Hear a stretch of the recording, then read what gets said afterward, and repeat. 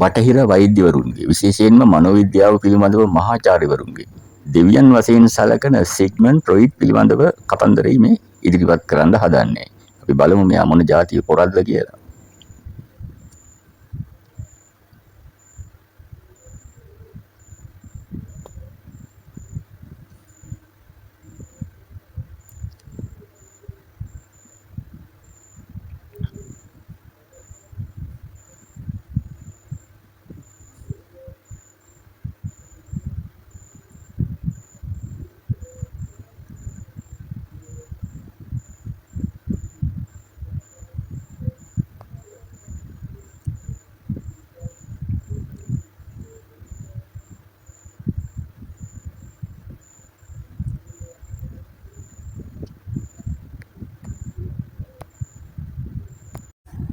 Sigmund Freud ඕස්ට්‍රියානු ස්නායු විශේෂඥ Sigmund Freud 1921. Sigmund Freud උපත 1856 මැයි 6 ඕස්ට්‍රියානු අධිරාජ්‍යයේ මොරාවියාවේ ෆ්‍රයිබර්ග් දැන් චෙක් ජනරාජ්‍යයේ ෆ්‍රීබෝර් මියගියේ 1939 සැප්තැම්බර් 23 ලන්ඩන් එංගලන්තයේ. ඕස්ට්‍රියානු ස්නායු විශේෂඥයෙක් සහ මනෝ විශ්ලේෂණය. දැන් මෙයා ඉපදුනේ එතකොට බුදුන් වහන්සේට අවුරුදු 2396කට පස්සේ. අපේ මේ බටහිර ජාතීන්ගේ මහලොකු මනෝවිද්‍යාඥයා කියන්නේ බුදුන් වහන්සේගේ බුද්ධ ධර්මයට කිසි අගයක් දීලා නෙමෙයි. ඒවා තමයි දැන් ලොකු වෙලා තියෙන්නේ.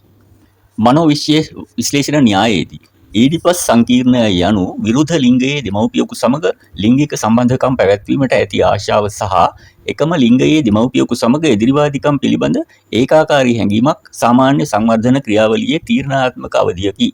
සිග්මන්ඩ් ෆ්‍රොයිඩ් ඔහුගේ කෘතියෙන් මෙම සංකල්පය හඳුන්වා දුන්නේ සිහින අර්ථකථනය 1899 මෙම පදය කීබ්බක් වීරයාගේ උපුටා ගන්නා ලද්දකි. නොදැනුවත්වම තම පියා මරා දමා තම මව සමග විවාහ වූ ග්‍රීක පුරාවෘත්තයේ ඊඩිපස් එහි කාන්තා ප්‍රතිසමය ඉලෙක්ට්‍රා සංකීර්ණය ඇගේ මව ඝාතනය කිරීමට උදව් කළ තවත් මිත්‍යා චරිතයක් නම් කර ඇත. දැන් මේක සාමාන්‍ය අදහස කියනවා නම් සිග්මන්ඩ් ෆ්‍රොයිඩ් කියන්නේ ඊඩිපස් සංකීර්ණය කියන්නේ විරුද්ධ ලිංගීය දෙමව්පියෝ කියන්නේ පිරිමි ළමයි තාත්තට වෛර කරනවා අම්මත් එක්ක ලිංගිකව හැසිරෙන්න කැමතිලු. දුවලා අම්මට වෛර කරනවා තාත්තත් එක්ක ලිංගිකව හැසිරෙන්න කැමතිලු. අනේ ඉතින් මේවා ඇත්තද කියලා බලන්නකො මේ කට්ටිය හිතලා බලන්න. කලාතුරකින් මෝඩියෝ ඇති. සාමාන්‍ය පිරිමි ළමයි තාත්තට වෛර කරනවාද? එහෙම අම්මත් එක්ක ලිංගිකව හැසිරෙන්න උත්සාහ කරනවාද? ගෑනු ළමයි තාත්තට අම්මට වෛර කරනවාද? තාත්තා එක්ක ලිංගිකව හැසිරෙන්න උත්සාහ කරනවාද? එහෙම වුණොත් ඉන්නවා පිස්සු යක්කු. දොස්සලා කියන්නේ එහෙමයි. සිග්මන්ඩ් ෆ්‍රොයිඩ්ගේ මරණයට හේතුව කුමක්ද? මෙම කාලය තුල ඔහු දුම්පානය නතර කිරීම කෙලින්ම ප්‍රතික්ෂේප කළේය. මුඛ පිළිකාවට මුහුණ දුන් කාලය තුල ෆ්‍රොයිඩ් බොහෝ විශේෂඥයින් කන, නාසය, මුඛය සහ හනු මුහුණේ ශල්‍ය වෛද්‍යවරුන්, දන්ත වෛද්‍යවරුන් සහ සාමාන්‍ය ශල්‍ය වෛද්‍යවරුන්ගෙන් උපදෙස් ලබා ගත්තේය. 1939 දී දයානුකම්පාව හරහා මිය යාමට පෙර ඔහු ශල්‍ය කර්ම 34කට භාජනය විය. ෆ්‍රොයිඩ්ගේ ඇබ්බැහිවීම කුමක්ද? ෆ්‍රොයිඩ් වයස අවුරුදු 20 ගණන් වලදී ඔහුගේ පළමු සිගරට් එක දල්වා ගැනීමෙන් පසු දුම්කොළ වලට ඇබ්බැහි විය. ඔහුගේ දෛනික නීති රීති වලට සෑම විටම දේශීය දුම්කොළ වෙළඳ සැලක නැවතුම් ඇතුළත් වූ අතර සුරුට්ටු භාවිතයට හුරු වීමෙන් පසු ඔහු බොහෝ විට දිනකට ඒවායින් 20කට වඩා දුම්පානය කළේය.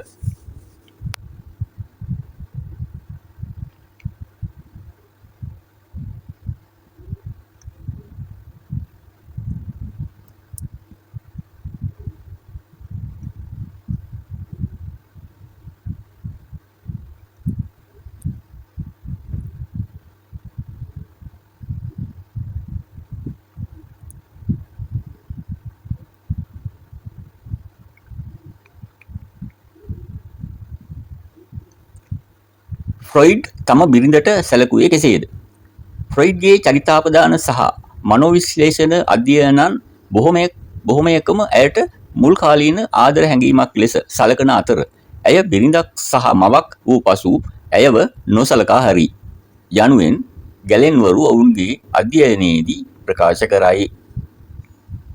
මේ ඉන්නේ පොර. ෆ්‍රොයිඩ්ගේ මරණය වෛද්‍යවරුකගේ සහාය ඇතිව සිදු වූ සියදිවි නසා ගැනීමක් විය හැකිය. 1939 ගිම්හානය වන විට ෆ්‍රොයිඩ් දුර්වල වූ අතර මාරාන්තික ක්‍රියා කළ නොහැකි මුඛ පිළිකාවකින් දැඩි වේදනාවකින් පෙළුණි.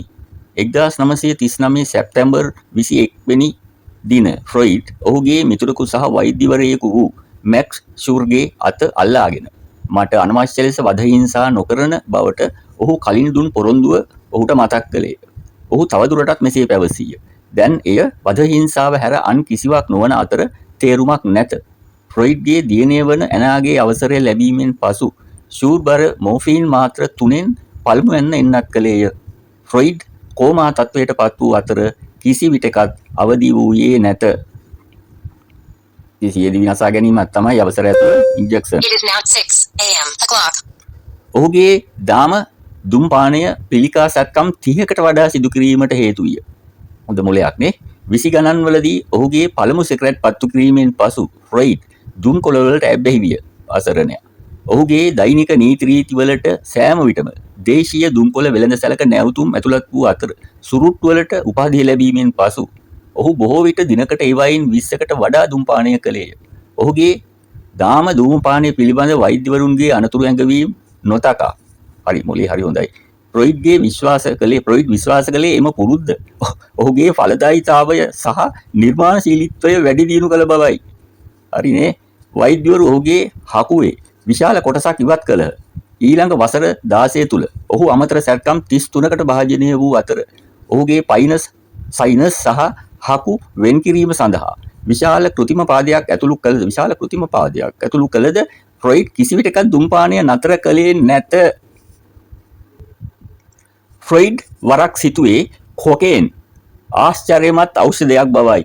1880 ගණන්වලදී ජර්මානු හමුදා වෛද්‍යවරයෙකු විසින් වෙහෙසටපත් වූ බටපිරිස් පුනර්ජීවනය කිරීම සඳහා භාවිතා කරන ලද එතරම් ප්‍රසිද්ධ නැති නීත්‍යානුකූල ඖෂධයක් වන කොකේන් කෙරෙහි ෆ්‍රොයිඩ් උනන්දු විය. ෆ්‍රොයිඩ් මෙම ඖෂධය සමග අත්හදා බැලූ අතර දියවන ලද කොකේන් මිශ්‍ර ජලය පානනය කිරීමෙන් පසු ඔහුගේ ආහාර ජීර්ණය සහ මනෝභාවය වැඩි දියුණු වන බව සොයාගත්තේය.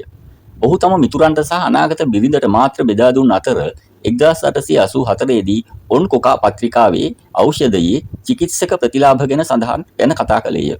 එය ඔහු මෙම ඉන්ද්‍රජාලික ද්‍රව්‍යයට ප්‍රශංසා කිරීමේ ගීතයක් ලෙස හැඳින්වීය. කෙසේ වෙතත් ෆ්‍රොයිඩ් ඔහුගේ සමීප මිතුරෙකු වන අර්නස්ට් වොන් ෆ්ලයිෂල් මාකෝස්ට මෝෆින් ඇබ්බැහියෙන් මිදීමට සහ නිදන්ගත වේදනාව සමනය කිරීමට කොකේන් ලබා දුන් විට ඔහුගේ මිතුරා ඒ වෙනුවට කොකේන් ඇබ්බැහිවීමක් ඇති කරගත්තේය.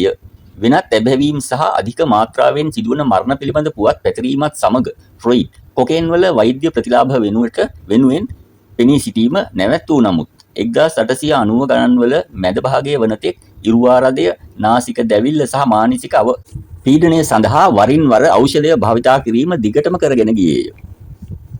මානසික පීඩනය තමයි ડિප්‍රෙෂන් කියන්නේ දැන්. ඔහු හොලිවුඩ් ධනවතෙකුගෙන් ඩොලර් ලක්ෂයක් ප්‍රතික්ෂේප කළේය. 1925 වන විට ෆ්‍රොයිඩ්ගේ කීර්තිය කෙතරම් පුළුල් ලෙස පැතිරී ගියේද යත් චිත්‍රපට නිෂ්පාදක සැමුවෙල් ගෝල්ඩ්වින් ලෝකයේ ශ්‍රේෂ්ඨතම ප්‍රේම විශේෂඥයා ලෙස ඔහු හැඳින්වූයේ වියානා මනෝවිශ්ලේෂකයාට ඉතිහාසයේ ශ්‍රේෂ්ඨ ප්‍රේම කතා පිළිබඳ චිත්‍රපට පිටපතක් ලිවීමට හෝ උපදෙස් ලබා ගැනීම සඳහා ඩොලර් ලක්ෂයක් ලබා දුන්නේය. ඇස්වලට ප්‍රබෝධමත් දීමනාව තිබියදී ප්‍රසිද්ධ අපරාධකරුවන් වන ලියෝපෝල්ඩ් සහ ලෝබ් ඔවුන්ගේ සංවේදී ඝාතන නඩු විභාගයේ එනතුරු බලා සිටියදී ඔවුන් මනෝවිශ්ලේෂණය කිරීම සඳහා සිකාගෝ ට්‍රිබියුන් ප්‍රකාශකයාගෙන් ඩොලර් 25000ක දීමනාවක් ලබා දුන් බැවින් ෆ්‍රොයිඩ් එය ප්‍රතික්ෂේප කළේය. සීන අර්ථකථනය මුලදී වාණිජමය වශයෙන් අසාර්ථක විය. ෆ්‍රොයිඩ් ඔහුගේ වඩාත්ම වැදගත් කෘතිය ලෙස සැලකූ පොත 1899 දී ප්‍රකාශයට පත් කරන විට එතරම් ප්‍රචාරයක් ඇති කළේ නැත. එහි පළමු වසර 6 තුල සිහින අර්ථකථනයේ පිටපත් 351ක් පමණක් අලෙවි වූ අතර දෙවැනි සංස්කරණය 1909 වනතෙක් ප්‍රකාශයට පත් නොවිය.